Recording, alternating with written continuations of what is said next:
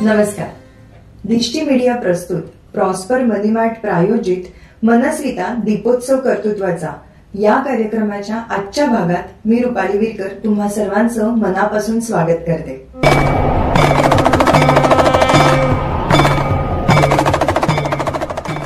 मंडळी, असं म्हणतात की पैसा म्हणजे सगळं काही नाही, पण सगळं काही करण्यासाठी पैसा हा लागतोच. मग हा पैसा टिकवायचा कसा, वाढवायचा कसा, हे जर आपल्याला एखाद्या उत्तम मार्गदर्शकाने सांगितलं तर मग क्या बात आहे.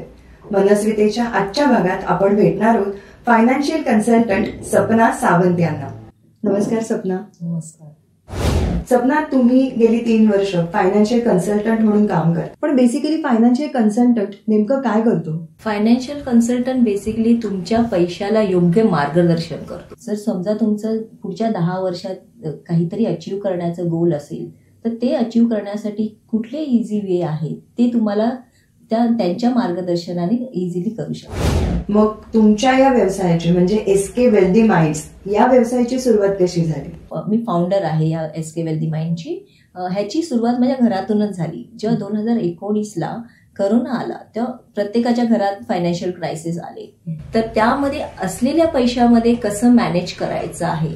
आता ही जी सिच्युएशन आहे कोरोनाची, 1 वर्ष असेल, 2 वर्ष असेल, 3 वर्ष असेल, कोणालाच कल्पना नव्हती. येणारा जो काळ आहे तो ह्या पैशामध्ये आपल्याला कसा घालवायचा आहे ते करता करता मला त्याचा अनुभव आला आणि मी त्या गोष्टी शिकत गेले की आपण पैसा कसा मॅनेज करायला पाहिजे. तर इथूनच सुरुवात झाली.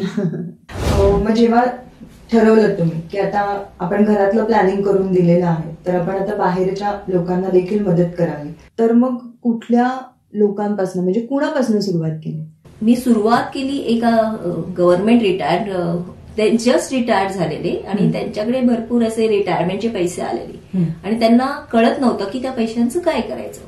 त्यांना एफडी करायची नव्हती कारण की त्यांच्याकडे भरपूर कमी इंटरेस्ट मिळत होता आणि त्यांना असंही हवं होतं की ह्या पैशातून मला महिन्याला काहीतरी ॲज अ रिटायरमेंट कॉर्पस म्हणतात, म्हणजे पेन्शन म्हणतात, तसंही यायला पाहिजे. तर त्यांचं एंटायर रिटायरमेंट, पोस्ट रिटायरमेंट आणि प्री रिटायरमेंट असे 2 असतात. तर आम्ही पोस्ट रिटायरमेंट प्लॅनिंग त्यांना करून दिलं. तुम्ही आता जसं रिटायरमेंट प्लॅनिंग करून दिलं गव्हर्नमेंट ऑफिसर्सचं, पण मग नक्की कुणी कुणी या आपल्या पैशाच्या प्लॅनिंगसाठी सुरुवात करायला पाहिजे आणि कधी करायला पाहिजे? बेसिकली सर्वांनीच पहिल्या पैशांचे आपल्या प्लॅनिंग केलं पाहिजे आणि कधी करायला पाहिजे म्हणजे तुम्ही जेवढ्या लवकर कराल ते सर्वात उत्तम. बिकॉज तुम्ही जेवढ्या लवकर कराल तेवढं तुम्ही कंपाऊंडिंग इंटरेस्टचा लाभ घेऊ शकता. समजा एखादा 25 वर्षाचा मुलगा आहे आणि त्याला जॉब लागला आणि त्या लागलेल्या जॉबमधून येणाऱ्या सॅलरीचे जरी त्याने 10% जरी इन्व्हेस्ट केले तर ते नेक्स्ट 60 वर्ष म्हणजे त्याच्या वयाच्या 60व्या वर्षात जो कॉर्पस जमा होतो तो करोडोचा असतो. तर जेवढ्या लवकर जमा कराल तेवढं जास्त कॉर्पस जमा होईल आणि जेवढ्या उशिरा कराल तेवढे तुमची रिस्क फॅक्टर पण वाढत असतात. बरोबर. पैशाचं प्लॅनिंग करताना म्हणजे त्याची जी नॉमिनी असते ती सुद्धा फार महत्वाची असते का? कारण बऱ्याचदा लोक नॉमिनी सुद्धा ठेवत नाही किंवा विसरतात, तर त्याबद्दल काय सांगाल? नॉमिनी असणं खूपच गरजेचं आहे कारण की आता तुम्ही बघायला गेलात गव्हर्नमेंटच्या अकाउंटमध्ये भरपूर पैसे असे जमा आहेत ज्याला नॉमिनीच नाहीये.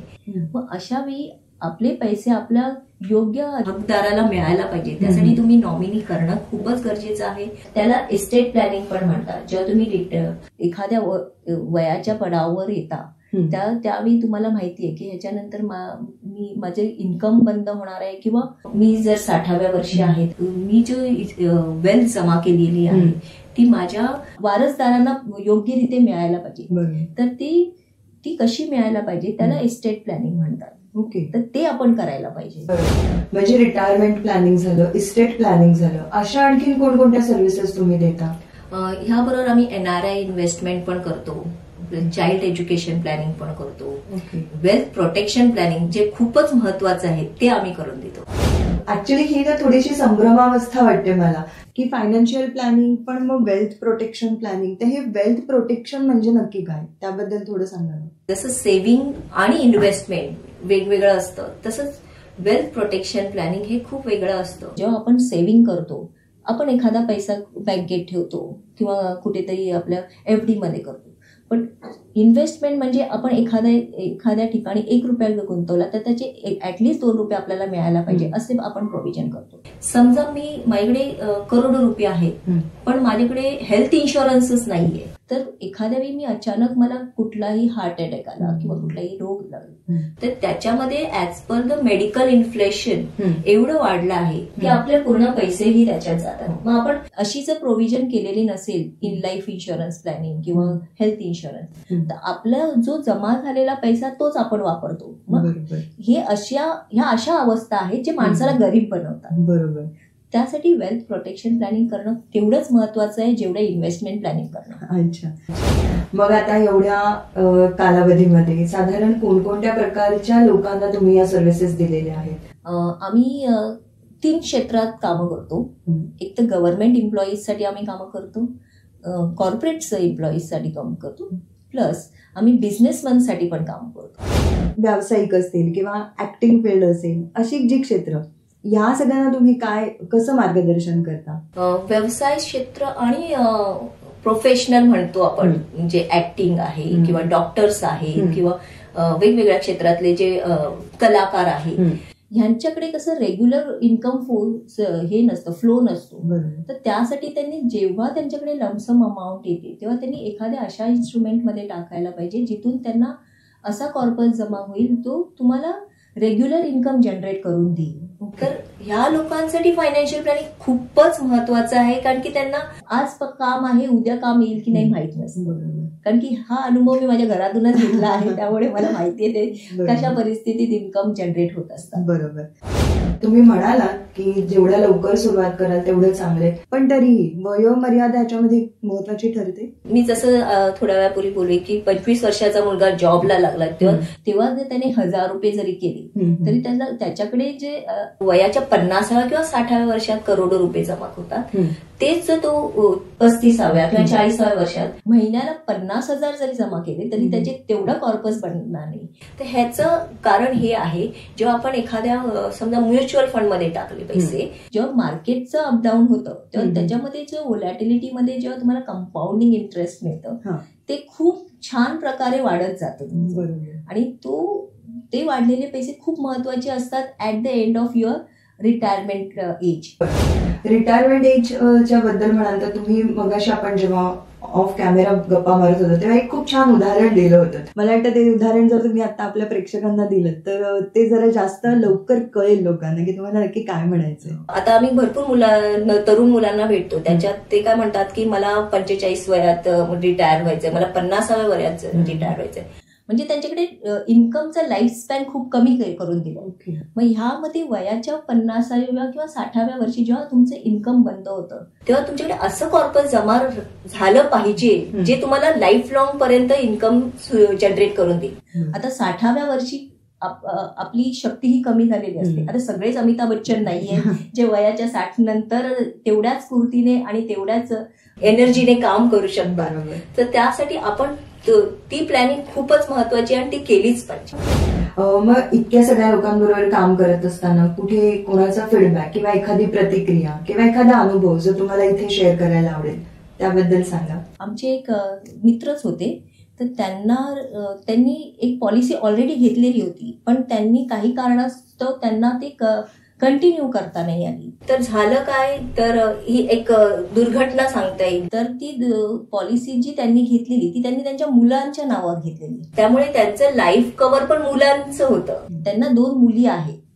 ऍक्सिडेंट झाल्यामुळे त्यांच्याकडे लाईफ कव्हरच नाहीये, ते ऑफ झाले. आणि त्यानंतर त्यांच्या बायको समोर असा प्रश्न झाला की आता ह्या मुलींचं शिक्षण आहे, सगळं पूर्ण त्यांचं भविष्य आहे, ते आता मी कसं करू. तर त्यासाठी माणसांनी लाईफ कव्हर घेतलंच पाहिजे. आयुष्य हे खूप अनसर्टन आहे, तर ते प्रोटेक्ट करण्यासाठी तुम्ही छोटी का होईना, जे आपण जर अचानक काही झालं तर ऍटलिस्ट माझ्या घरातल्यांना, माझ्या फॅमिलीला 1 वर्ष सर्व्हाइव्ह करायला तरी मिळायला पाहिजे.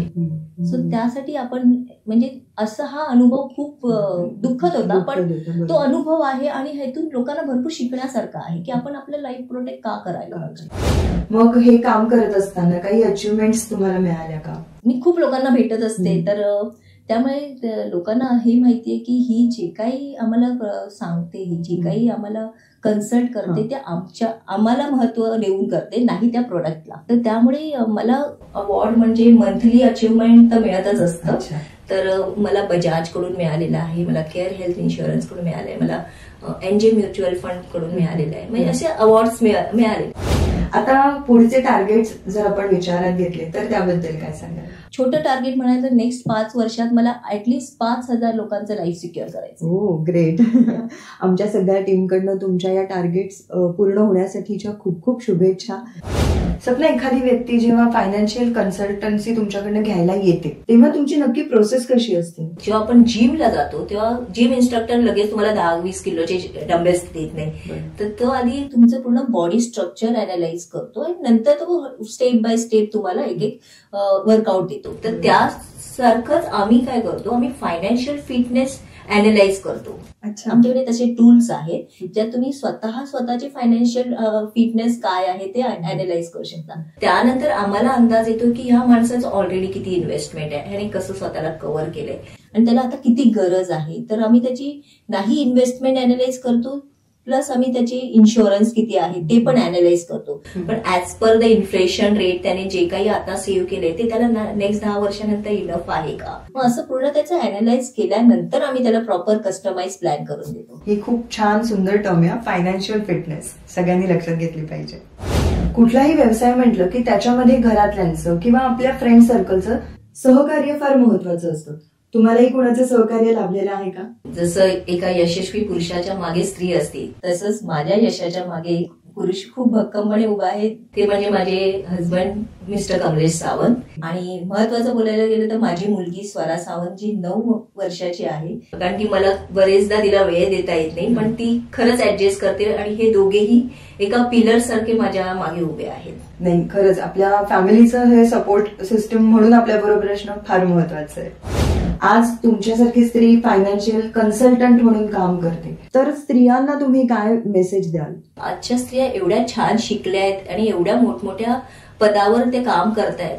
तर जसं तुम्ही तिकडे तुमच्या ऑफिसमध्ये, तुमच्या कामामध्ये, तुमच्या बिझनेसमध्ये मोठमोठे डिसिजन घेता, तसे फायनान्शियल डिसिजन स्वतः घ्यायला सुरुवात करा. बिकॉज असा अनुभव आहे की जेव्हा आम्ही ऍज अ फायनान्शियल कन्सल्टंट एखाद्या स्त्रीला प्लॅन करून देतो, तर शेवटचं उत्तर हे असतं की माझ्या वडिलांना विचारते, माझ्या भावाला विचारते, माझ्या नवऱ्याला विचारते. So start taking your own decision. Right. Yes.